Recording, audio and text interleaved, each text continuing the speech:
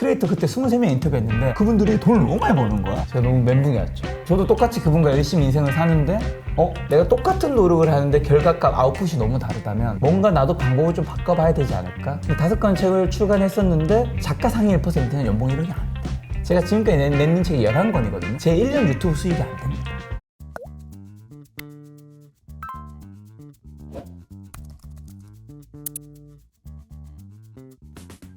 안녕하세요, 이호석입니다. 오늘은 김 작가님하고 제가 자리를 바꿨습니다. 안녕하세요. 안녕하세요. 네네. 안녕하세요. 원래 항상 제가 이쪽에 앉고 김 작가 집에 있다가 이쪽으로 가야 될 것 같아. 그러니까요. 네, 반갑습니다. 저희 채널에 오랜만에 출연해 주셨어요. 지난번에도 한번 오셨었는데 인사 한번 해줘. 지난번에도 책 공부하러 왔었는데. 책 공부하러 대놓고 네. 솔직히 말해야지. 그러니까요. 네, 인사 한번 부탁드리겠습니다. 안녕하세요. 김작가 TV 채널 운영자 김도현 작가입니다. 반갑습니다. 네. 지금부터 살거나 아니지. 아니요. 지금처럼 살거나 지금부터 살거나라는 슬로건은 사람들에게 재테크 동기부여 자기개발 콘텐츠를 만들어 드리고 있습니다. 아이고, 지금처럼 그렇게 살래? 아니면 지금부터 좀 제대로 살래? 이런 얘기인 거죠? 맞아요. 왜냐면 뭐 재테크나 자기개발 동기부여 사실 세상에 너무 좋은 책, 영상 너무 많잖아. 근데 많은 사람들이 삶을 못 바꾸는 이유는 방법을 몰라서가 아니라 지금까지 살아왔던 나를 못 바꾸는 거지. 아하. 나의 그 습관, 행동들을 어떤 선택도 보면 우리가 나쁜 선택이나 아니면 올바르지 못한 선택을 하는 사람은 계속 그 선택을 하잖아. 네. 자기가 자기를 어쩌지 못하는 거예요. 그렇죠. 그래서 제가 자기의 운명이라든가 인생을 바꾸고 싶으면 지금처럼 살아왔던 대로 선택하는 게 아니라 지금부터 완전히 좀 다른 사람이 되어야지 내 인생을 바꿀 수 있다는 거죠. 근데 사실 이제 김 작가님하고 저와의 인연은 제가 이제 김 작가님 채널에 이제 처음 출연하고 이러면서 시작되긴 맞습니다. 했는데 저한테는 어떻게 보면은 유튜브 스승님 같은 분이죠. 지금부터 좀 제대로 해봐라 이런 얘기 많이 해주셨어요. 똑바로 좀 해라. 왜 그러고 있냐. 뭐 처음 만났을 때 기억나는 것 같아요. 네. 기사님 그렇게 유튜브 하시면 안 됩니다. 그러니까 아니 처음 만났는데 갑자기 그런 식으로 하지 말라고 이렇게 이제 얘기하면서 뉘앙스가 되게 중요한 거예요. 좀 똑바로 얘기할게요. 그런 식으로 하지 말라고 얘기하지만 얘기했어요. 아주 따뜻하게 얘기했지만 저의 느낌에는 그 엄청 큰 채널을 운영하시는 분이 얘기하는 거니까 저한테는 이렇게 하면 안 되는구나. 이거 머리를 빵 맞은 것 같은. 네네. 그때부터 이제 사실은 저는 이제 그 김 작가님이 네. 이렇게 성장하는 모습을 보면서 와 어떻게 저렇게 할 수 있나 이런 생각을 많이 하게 됐는데 얼마 전에 그 채널에 본인의 일상을 공개한 영상이 있었어요. 맞아요. 2평짜리 고시원에서 경제적 자유를 이룬 비결에 대한 뭐 영상. 그러니까. 59분, 1시간짜리 영상. 그러니까. 자, 아침 8시부터 진짜 저녁 10시까지. 그냥 알고 그대로 찍은. 저도 그 영상 다 봤어요. 그러면서 김 작가가 이렇게 살았으니까 이게 가능한 거구나라고 생각이 좀 드는 그런 영상이었습니다. 저도 동기부여 많이 받았고요. 근데 사실 보면 그래요. 김 작가 채널을 많은 사람들이 얘기할 때 이런 얘기를 많이 하거든요. 뭐 아무것도 안 하고 그냥 인터뷰만 하고 완전 그냥 고개 좀 끄덕이고. 그냥 고기만 하면 되네. 뭐 너무 쉽네. 이런 얘기도 많이 하지만 사실은 해봐. 그 그렇게 잘 되면. 그러니까 그 배경에는 정말 세심하고 그런 노력이 많이 있었다는 걸 그 영상을 통해서도 많이 느꼈어요. 그리고 저도 인터뷰를 이렇게 하면서 늘 생각하는 거는 김 작가님은 뭘 잘하는 걸까? 나는 뭘 왜 안 되는 걸까? 뭐 이런 안 되는 건 아니지만 어쨌든 더 잘하려면 뭐 해야 혼자서 되나? 잘하시는 거죠. 더 잘하려면 뭐 하나 이런 생각도 많이 하게 되고 그런 것 같아요. 근데 이번에 이제 쓰신 책은 사실은 저는 개인적으로 이렇게 이제 그 지방에 내려가는 기차에서 이렇게 쭉 읽었거든요. 읽으면서 혼자 읽다가 막 눈물 나서 혼났어요. 엄청 많이 울었어요. 그리고 이제 제가 읽고 나서 저희 와이프한테 줬는데 와이프가 많이 울었다고. 그래서 너 울지 않고는 이걸 읽을 수가 없는 책입니다. 내가 1000개 인생에서 배운 것들이란 책, 이 책을 냈는 이유는 제가 이 책을 쓰면서 정말 많이 울었거든요. 이 책을 쓰면서? 쓰면서 엄청 많이 울었죠. 왜냐면 이 책의 이야기가 뭐냐면 인생에서 이제 부자가 돈, 명예, 시간 그 무엇보다 소중한 것에 관한 거거든요. 제가 재테크 채널인데 많은 이제 성공한 사람들을 워낙 많이 만났을 거잖아요. 그렇죠. 그분들한테 이제 인생에서 가장 가치가 있는 게 뭐냐고 물으면 뭐 돈이라고 얘기하는 경우도 있고 뭐 명예 아니면 뭐 자아실현 시간 이렇게 얘기하시는 분들도 있는데 질문을 조금만 바꿔서 그럼 오늘 지금 오후 4시인데 오늘 자정에 세상을 떠나신다면 이제 뭐 하실 거냐고 물으면 보통 이제 사랑하는 사람과 함께 시간을 보낸다 얘기를 한다라는 거죠. 그러니까 우리가 사실 경제적 자유, 돈을 버는 이유가 뭔지가 그 질문에 대해서 답에서 나오는 건데 그렇죠. 이호석 대표님이 지금 돈을 버시는 이유가 뭐예요? 뭐 경제적 자유, 돈을 벌기 위해서 우리 회사를 뭐 더 성장시키기 위해서 있겠지만 그렇죠. 근원으로 들어가면 나 혼자 잘 먹고 살기 위해서 아니겠죠. 맞아요. 내 딸과 내 와이프, 우리 가족이 지금보다 더 행복하고 더 여유롭고 지속 가능하게 살기 위해서 그렇죠. 그런 걸 위해서 버는 걸 거잖아요. 그런 거를 조금 많은 사람들한테 알려드리기 위해서 뭐 여러 가지 제가 워낙 많은 사람을 만났으니까 1000명의 이야기로 풀려고 하다가 다 각자의 삶에서 뭔가 공감이 좀 돼야 되잖아요. 공감이 될 수 있는 주제로 생각해 보니까 모든 사람은 어머니가 있죠. 맞아요. 모든 사람은 어머니를 통해서 태어나잖아요, 사람이라면. 맞아요. 그러다 보니까 그 내 어머니와의 그런 이야기를 사람들한테 전해드리면 다들 자기 이야기처럼 좀 공감이 될 거고 그 이야기를 통해서 아, 우리가 돈을 열심히 버는 게 되게 중요하구나.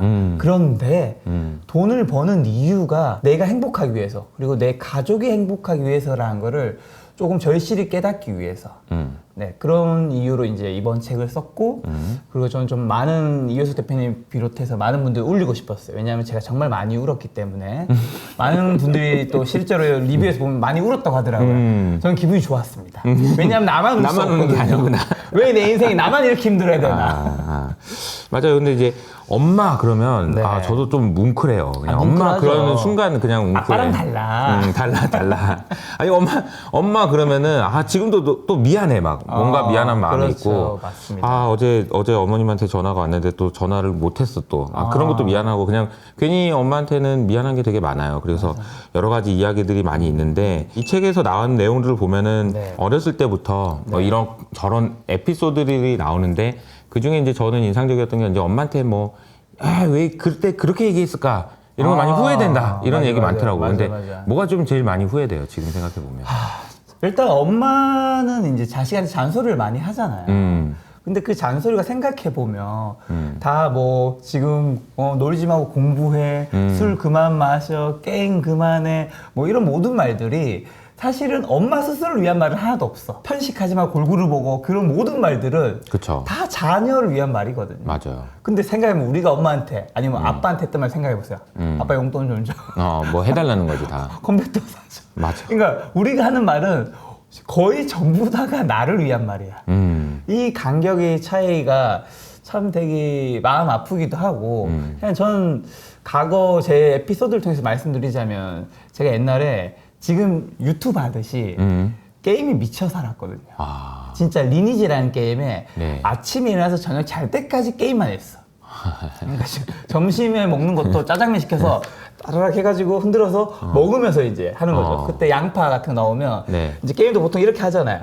이 자세로 너무 오랫동안 같은 자세로 있으면 죽는다는 얘기가 있었어. 실제로 죽은 사건도 있었고. 그래요. 그래서 이제 양파가 혈액순환에 좋거든요. 그 이제 짜장면 시키면 양파가 같이 오잖아요. 전 그래서 지금도 양파를 센 걸로 잘 먹어요.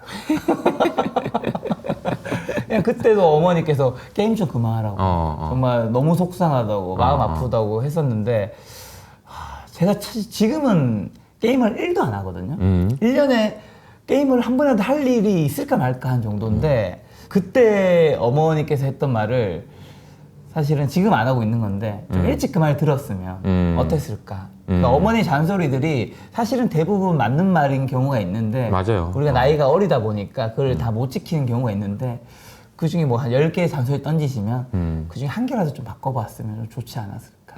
뭐 그런 생각은 들죠. 사실은 이제 어떻게 보면은 이제 지금 생각해 보면 이런 것 같아요. 이제 엄마가 한 말을 안 들어서 그 말을 들었으면 좋았을 텐데 라는 게 이제 우리 아들이나 자식이 입장이지만 사실은 부모 입장에서는 그 말을 안 들어서 그 말을 들었으니까 더 이쁘고 이런 건 아닐 것 같아. 그렇죠.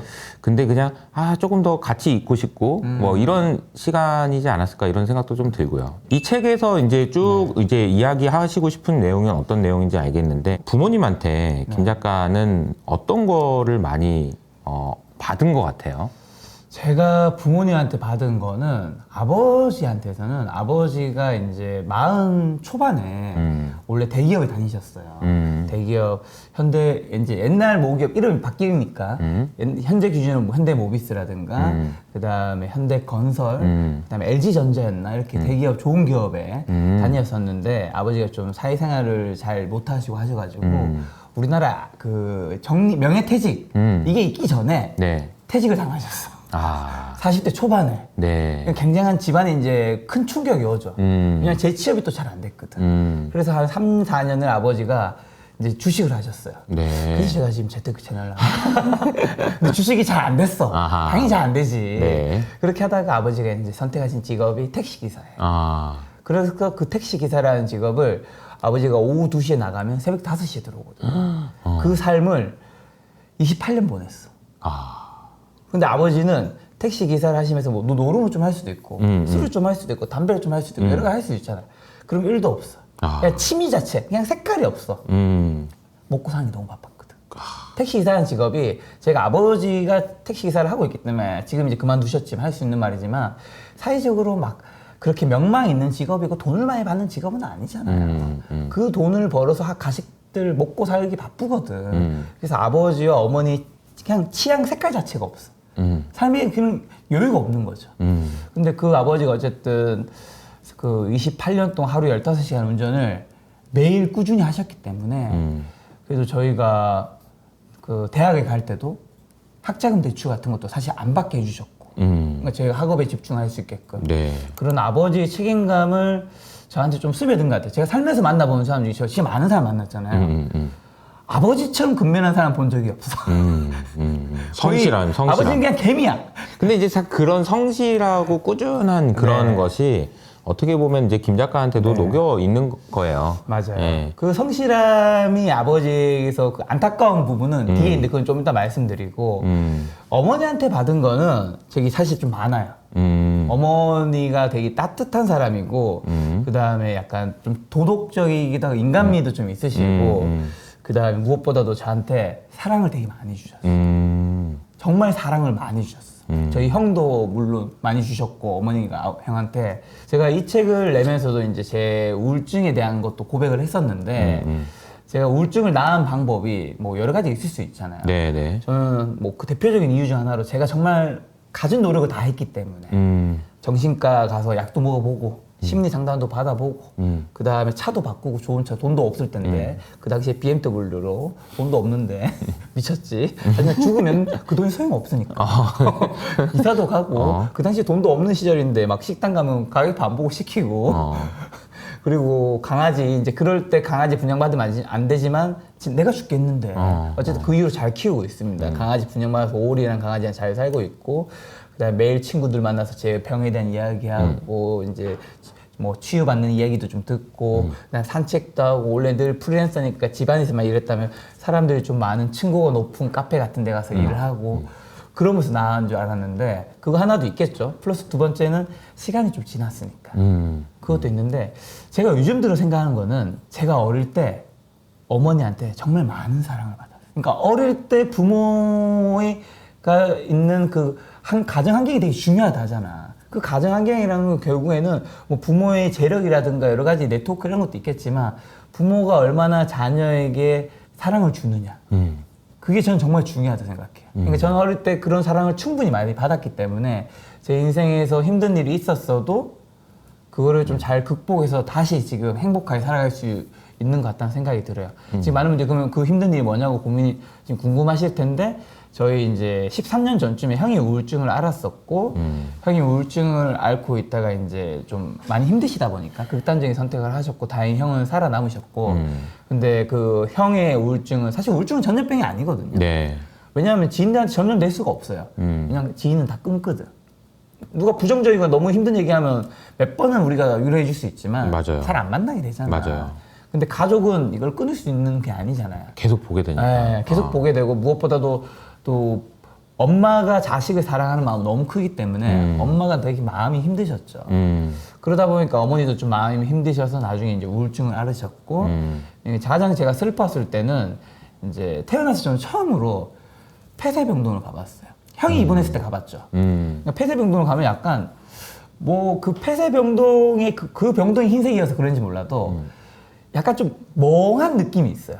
그러니까 어떤 느낌이냐면 병동이 주는 흰색의 느낌도 있는데 그 폐쇄병동이 철문을 문 잠긴 곳을 들어가서 내가 그곳에 있다라는 그 현실이 아닌 것 같은 공간에 내가 왜 와 있지? 막 영화 속의 느낌이고 막 이런 뭔가 왜 이런 일이 벌어졌지? 그냥 그 생각을 했었는데 그 폐쇄병동에 정확히 몇 년 뒤에 어머니가 입원하셨거든.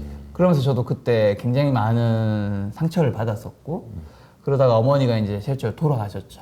어머니가 좀 안 좋은 선택을 해서 돌아가셨고 그로부터 2년 후에 제가 우울증 알았는데 그러니까 제가 노력하고 시간이 지났고 그런 것도 있었지만 살아생전에 어머니께서 저한테 너무 많은 사랑을 주셨기 때문에 그게 제가 어머니가 그렇게 돌아가심으로 해서 받은 상처도 있지만 어머니가 받은 사랑이 제가 다시 일어서는데 큰 디딤돌 역할을 해주셨던 것 같아서 만약에 이 영상을 학부모님들이 보고 계신다면 자녀에게 뭐 공부법 어떻게 하면 성공하면 되는지 그다음에 자녀에게 내 돈을 얼만큼 지금 상속세와 증여세를 좀 절세하면서 물려주면 되는지 그런 고민하는 것도 중요하지만 자녀에게 충분한 사랑을 주는 거 이거만큼 중요한 건 없는 것 같아요.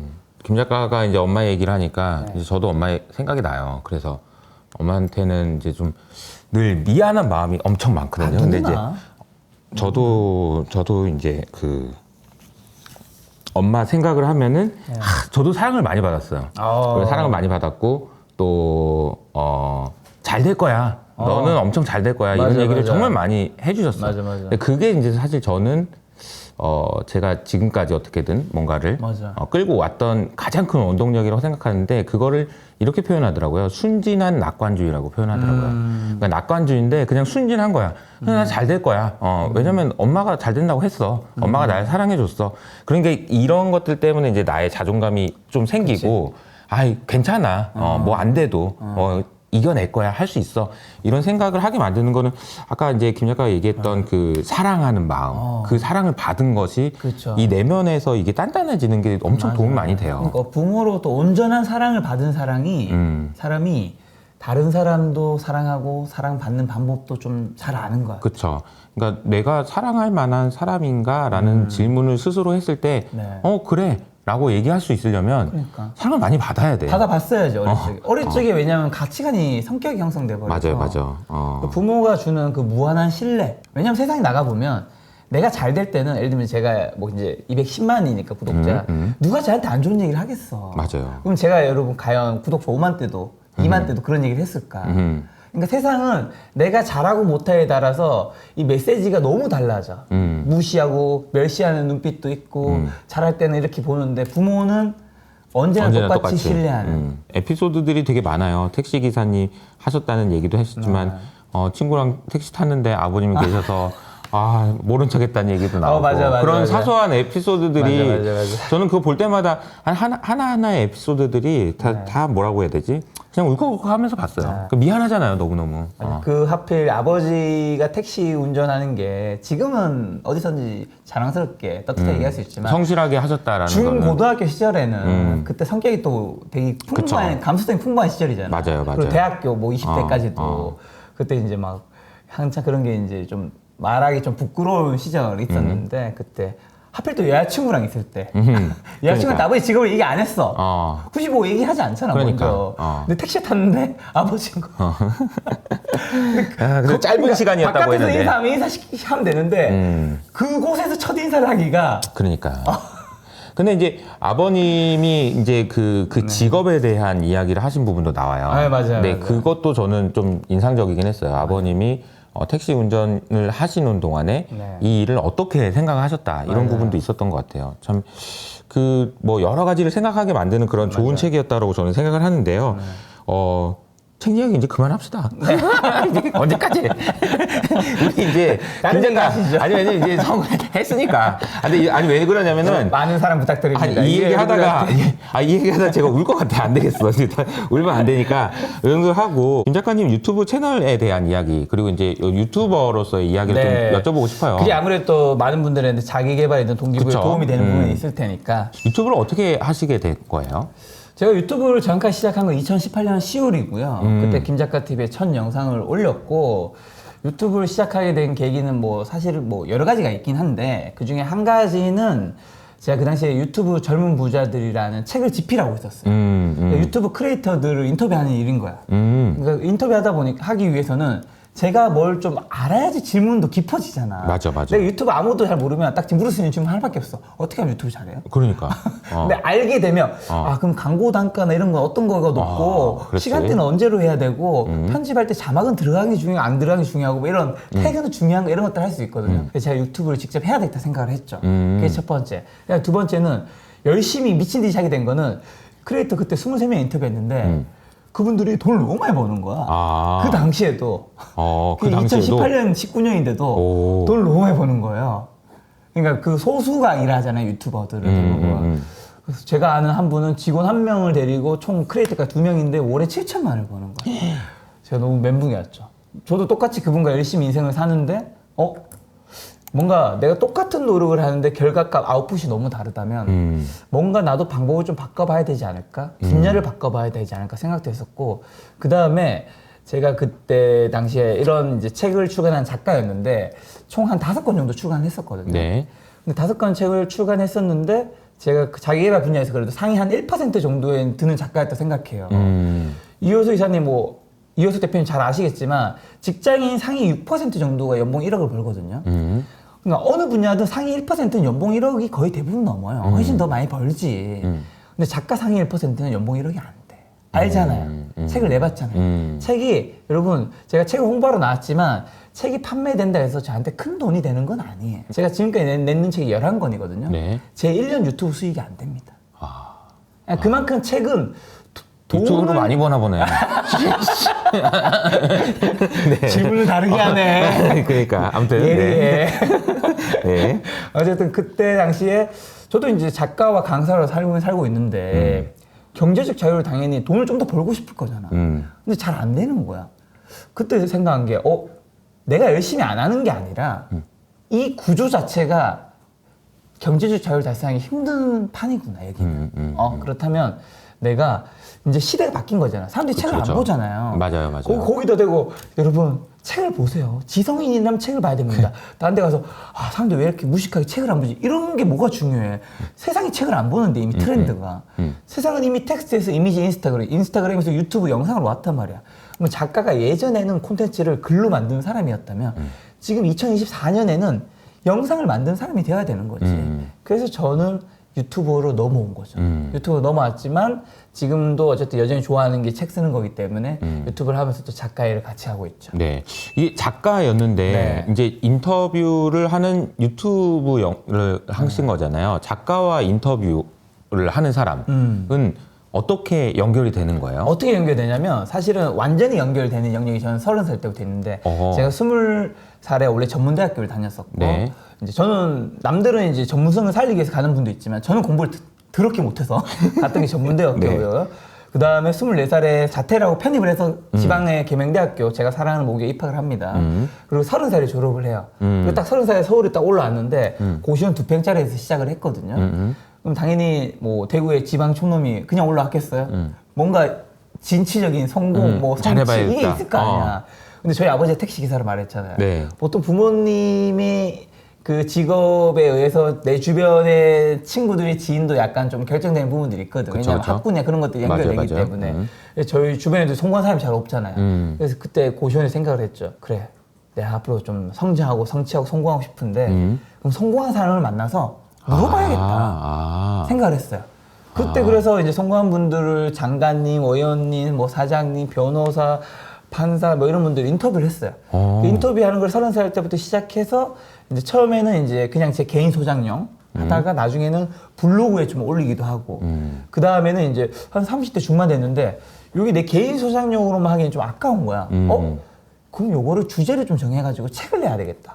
올림픽 금메달리스트 30명 인터뷰에서 최후의 몰입이라는 몰입책 내고 인사 담당자 100명 인터뷰에서 인사나 100명의 비밀 노출이라는 취업책 내고 그 수능 만점자 30명 인터뷰에서 1등은 당연처럼 공부하지 않았다는 공부업책 내고 아까 크리에이터 23명 인터뷰에서 유튜브 젊은 부자들이라는 책 유튜브 책 내고 하다가 그러면 이제 이 인터뷰를 책으로만 하는 게 아니라 영상으로 가볼까? 이렇게 자연스럽게 이어진 저희 인터뷰 경력은 유튜브 봤을 때는 5년 반이지만 실제로는 14년 정도 되는 거죠. 그 인터뷰를 하기 위해서 네. 사실은 제가 이제 김 작가님을 여기 앉혀놓고 제가 질문도 하고 이런 상황으로 만들기 위해서 해야 되는 일들이 굉장히 많잖아요. 많죠. 일단 뭐 섭외부터 해서 연락해서 하는 것부터 시작해서.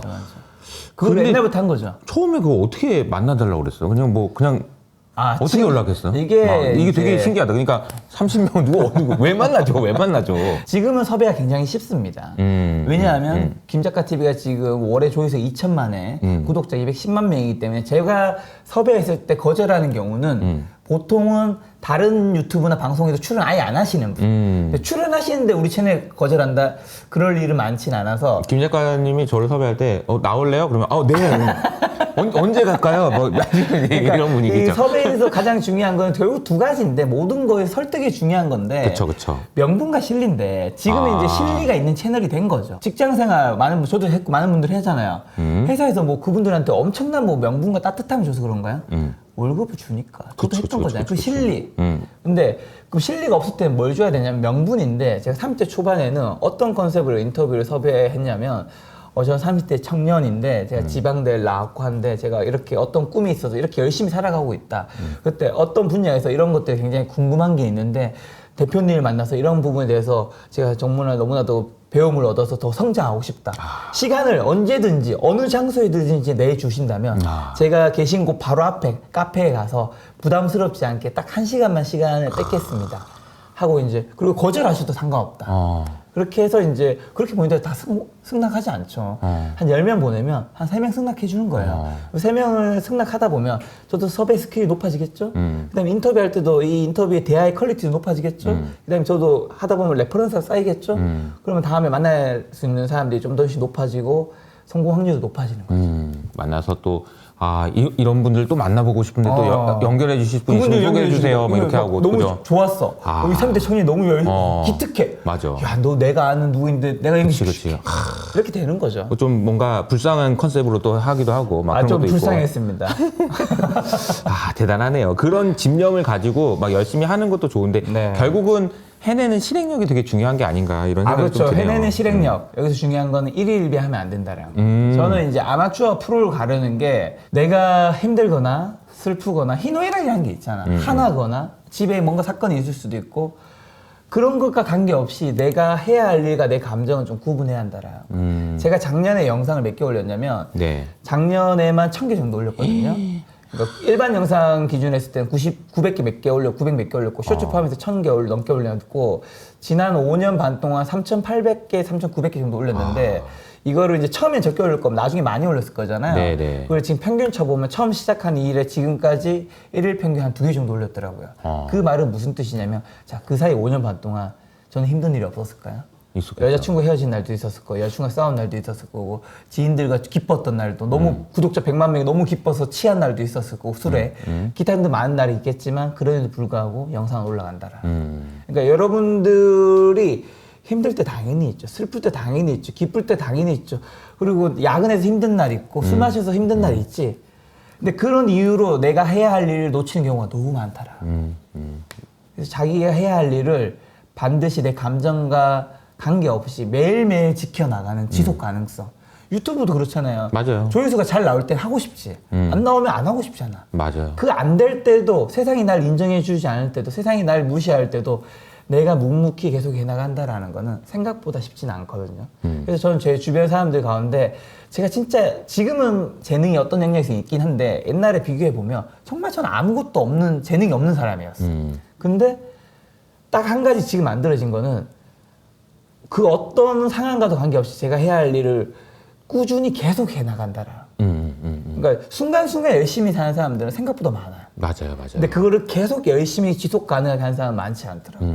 제가 이제 시간이 좀 지나 보니까 옛날에는 제가 당연히 그걸 못했으니까 공부를 못했겠죠.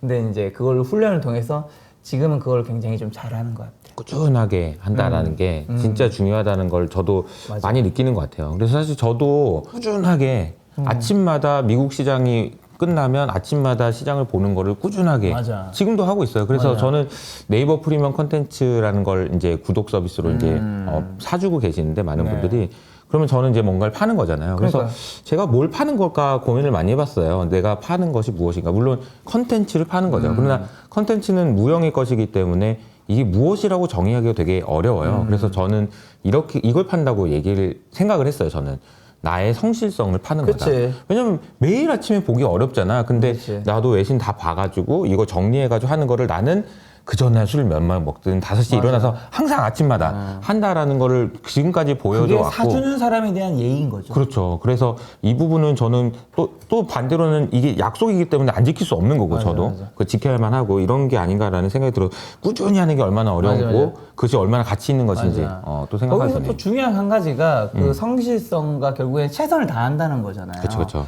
각자의 기준이 너무 다른 것 같아요. 아. 제 주변에 제가 생각했을 때 음. 열심히 안 사는 친구도 열심히 산다고 얘기하더라고요. 아. 그러니까 그러면 그 친구 입장에서 거짓말 한 거냐? 아니야. 어. 그 친구 입장에서는 여러분 정말 열심히 사는 겁니다. 맞아요. 자, 예를 들면 이렇게 그냥 쉬운 예시를 드릴게요. 어떤 사람은 유튜브를 하는데 다 그냥 전업 유튜브라 칠게요. 하루에 3시간 하는 사람이 있어요. 그냥 그 사람이 얘기를 합니다. 난 정말 열심히 유튜브 하고 있는데 왜 안 되지? 어떤 사람은 하루에 7시간을 합니다. 난 이렇게 열심히 하는데 왜 이렇게 잘 안 될까? 어떤 사람은 10시간 유튜브에 쏟고 있습니다. 난 열심히 하는데 왜 이렇게 잘 안 될까? 다 똑같이 자기 기준에서 열심히 하는 거예요. 근데 자, 우리 기준에서 누가 가장 열심히 하는 거죠? 가장 후자인 10시간을 말하는 거겠죠. 그러니까 제가 말하는 그 열심히와 대표님이 말씀하시는 최선의 기준을 자기한테 두지 마시고 제 3자 입장에서도 객관적으로 봤을 때, 그러니까 제가 여러분들한테 김 작가 열심히 산다는 얘기를 제가 안 하고 아까 수치, 제가 지난 1년 동안 올린 영상이 1000개 정도입니다라고 했을 때 누가 봐도 열심히 살았다고 생각하실 거예요. 그 말로 끝나는 거예요. 그런 만한 기준이 있는 게 저는 되게 중요하다고 생각해요. 그래서 저는 요즘에는 한 달에 제가 평균 한 달에 80에서 120개 영상 올리는데 평일에 2개, 휴일에 4개거든요. 최소 기준이에요. 그 최소 기준을 채우지 않으면 저는 열심히 안 산 날이에요. 그 최소 기준을 채우면 나는 충분히 어느 정도 열심히 살았다. 그러니까 각자만의 그런 기준을 정확하게 수치를 잡아주면 좀 좋을 것 같아요. 이거 우리 뭐 자기 객관화라고 하죠. 그러니까 내가 나를 스스로 판단하는 것이 아니고 밖에 비춰봤을 맞아. 때 진짜 내가 열심히 하고 그게 있는지. 잘 안 되잖아. 이게 쉽지 않죠. 그리고 그거 하면 또 아파요, 마음이. 아닌 걸 알거든. 근데 알을 깨뜨리려면 한 번 깨져야 돼. 그럼 깨져야 돼. 그런 생각을 좀 하게 돼요.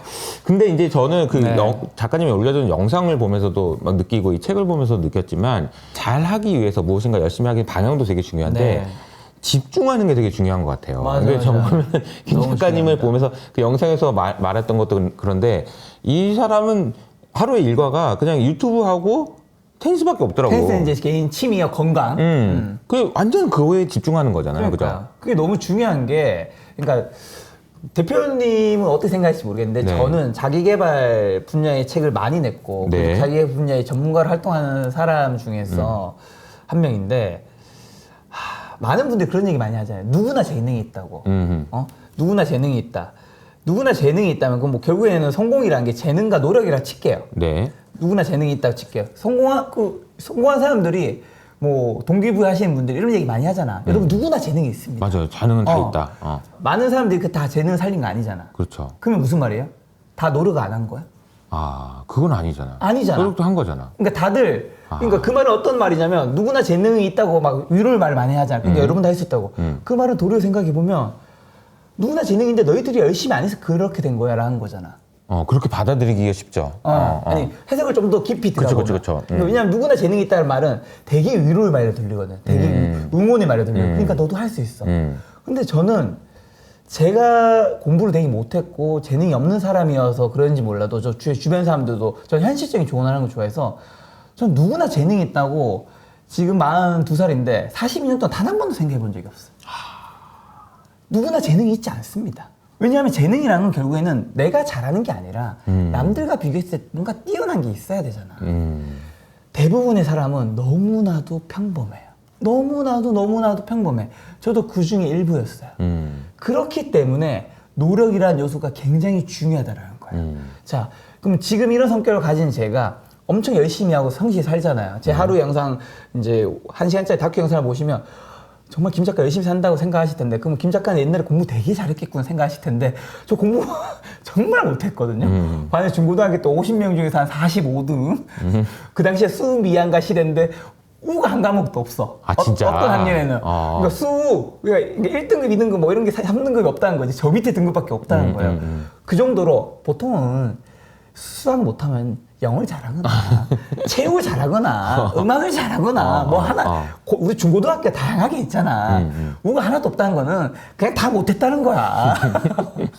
재능이 없다는 건데 그런 제가 지금은 사실은 재능이 있어요. 그 노력을 통해서 뭔가 하다 보니까 재능이 만들어진 건데 여기서 좀 중요한 거는 제가 고등학교 때 왜 공부를 못했냐면 전 남들과 비슷하게 했어요. 왜냐면 그때만 해도 다들 비슷한 재능을 가진 줄 알았거든. 그러니까 비슷하게 하는데 내가 남들보다 좀 떨어지는 걸 몰랐던 거지. 그러니까 당연히 그럼 실력이 안 되고 격차가 계속 벌어질 거잖아요. 그걸 나중에 깨닫고 시간을 더 때려박기 시작했죠. 근데 때려박을 때도 제 주변 사람들 보면 너무 많은 걸 내. 뭐 중국어도 공부하고 영어도 공부하고 뭐 필라테스도 받고 헬스도 받고 골프도 치고 뭐 테니스도 치고 친구도 만나고 데이트도 하고 일도 하고 너무 완벽한 삶이야. 근데 내가 무언가를 한 분야에서 성취를 하고 싶다면 저는 좀 그 한두 개, 세 개 분야에 좀 때려박는 게 좀 필요하다 생각해요. 한 가지에 집중하는 거죠. 네, 한 가지가 아니라면 그 두 가지, 세 가지라도 그쵸. 너무 많은 것을 하고 있지 않는 생각이에요. 왜냐하면 제가 유튜브에 저는 하루에 최소 8시간, 10시간 정도를 때려박아요. 어떤 사람은 유튜브에 2시간 때려박고 나머지도 하겠지. 그러면 비슷한 재능을 칩시다. 그럼 누가 이겨요? 이거 너무 당연한 거잖아. 그렇기 때문에 내가 뭔가 하고 있는데 잘 안 되고 있다면 첫 번째는 내가 노력에 대한 최선에 대한 기준이 너무 나 스스로에게 있지 않나? 자기 객관화가 좀 안 되지 않았나 생각해 보시고 두 번째는 그 노력을 하고 있는데 너무 많은데 흩어지고 있지 않나? 좀 집중해야 한다고. 더 나아가서 세 번째는 한 군데 쏟고 있는데 유튜브만 하는데도 잘 안 되시는 분들 있잖아요. 그렇죠. 근데 놀랍게도 무섭게도 그분들은 저희 아까 아버지 이야기를 이어집니다. 아버지가 이제 택시 운전을 하셨는데 아버지의 성실성에서 저는 그 대단한 책임감과 성실성을 배웠지만 네. 아버지의 성실성에는 저희 아버지님 가르친 얘기지만 조금 안타깝게도 스마트함이 없었어요. 늘 똑같은 방법으로 인생을 28년 동안 사셨어요. 그러다 보니까 발전은 쉽지가 않은 거예요. 그러니까 여러분들이 뭔가를 하고 있을 때 내가 유튜브를 하고 있는데 내가 영상을 100개 올렸어요. 근데 구독자가 한 1000명밖에 안 됐어. 그러면 사람들이 날 선택하지 않고 있다는 거죠. 그러면 내 기획이든 촬영 카메라든 뭐든 문제가 있다는 거야. 이걸 다 뒤집어야 돼. 아니면 잘 될 확률이 없지. 왜냐? 맞아요. 이미 100개를 테스트했는데 안 되는 거는. 안 되는 건데. 근데 사람들은 또 똑같은 방법으로 시도를 하죠. 많은 사람들의 인생이 잘 바뀌지 않는 이유랑 성공하지 못한 이유도 전 자기 개발에서 여기 있다 생각하는 건데 늘 비슷한 노력을 비슷한 방법으로 하고 있어. 그리고 비슷한 실수를 반복하고 있어. 그러니까 내 몸값과 연봉과 월급이 올라가려면 내가 달라져야 되는 건데 노력도 비슷한데 방법도 비슷하니까 내가 달라지기가 힘들잖아요. 뭐 예를 들면 주변에 대표님 주변에 엄청 잘 되신 말고 일반 지인들 중에서 5년, 10년 지났는데 너무 달라진 사람이 있어요? 많지 없죠. 많이 없죠. 그럼 그분들이 열심히 안 사느냐? 전 그건 아니라고 생각합니다. 좀 방법도 스마트하게 바꿔가면서 제일 충격적이었던 게 제가 이제 유튜브를 하니까 저한테 유튜브 어떻게 하면 잘하는 물어보실 거잖아요. 진짜 많이 물어봤거든요. 예전에 이제 조언을 많이 해줬는데 한 지인이 뭐 구독자 예를 들면 5,000명이나 찍게요. 영상 한 200개 올렸어. 잘 안 되는 거야. 제가 저한테 컨설팅 요청하더라고요. 이제 무료 컨설팅이지. 막 봤어. 그래서 제가 뭐 여러 가지 얘기하다가 한 가지 정도 더 얘기한 게 이거 카메라 좀 바꿨으면 좋겠다. 얘기했어요. 그 친구가 뭐라 했는지 알아요? 뭐래요? 잘 되면 바꿀게. 제가 뭐라 했는지 아세요? 잘 되면 왜 바꿔? 그치. 잘하고 있으면 바꾸면 안 돼. 그치. 김작가 TV는 지난 2년, 3년 차까지는 카메라를 계속 바꿨지만 그 이유는 바꾸지 않아. 왜냐? 지금 잘하고 있는데 사람들이 여기 만족하는데 바꾸면 이건 엄청난 리스크가 있는 거야. 그렇지. 떨어질 수도 있어. 그렇지. 잘하고 있는 건 바꾸는 거 아니야. 잘 안 되고 있으니까 바꾸는 건데 그걸 안 바꾸려고 하더라고. 그걸 보면서 아까 전에 처음 이제 대표님 말씀해 주신 지금처럼 지금부터 살거나 해서 사람들은 지금부터 살고 싶은데 지금처럼의 방식을 못 바꾸는 거야. 못 바꾸면 그냥 그대로 사는 거죠. 그게 그대로. 좀 안타깝습니다. 서두에 얘기했던 김 작가님이 저한테 유튜브 이렇게 하세요라고 얘기했던 게 딱 그거였던 것 같아요. 네. 저 카메라도 좀 바꾸고 좀 그렇지. 뭐 하고 이렇게 좀 해요. 이렇게 얘기했던 것 같아요. 채널에도 여기 컵받침 생겼잖아. 그러니까 김작가 TV 다큐에 이런 소리 나면 안 된다고 했더니 그러니까 컵받침 봐요 여러분 이런 미세한 게 다른 겁니다. 그러니까요. 한 번에 유튜브를 성공하는 뭐 인생 성공하는 그런 게 어딨어. 그냥 미세한 거 하나하나 잡아가다 보면 그게 복리 이런 거 다 하나 복리를 만드는 과정이라 생각하거든요.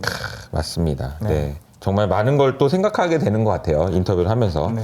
안녕하세요. 이호석입니다. 여러분의 투자 인생을 완전히 바꿀 수 있는 슈퍼패스 아직도 참여하고 있지 않으신가요? 주식 초고수가 직접 알려주는 종목 발굴 노하우부터 매매 스킬까지 투자자라면 반드시 알아야 할 정말 중요한 핵심 내용만 담았으니 지금 바로 더보기란을 확인하세요.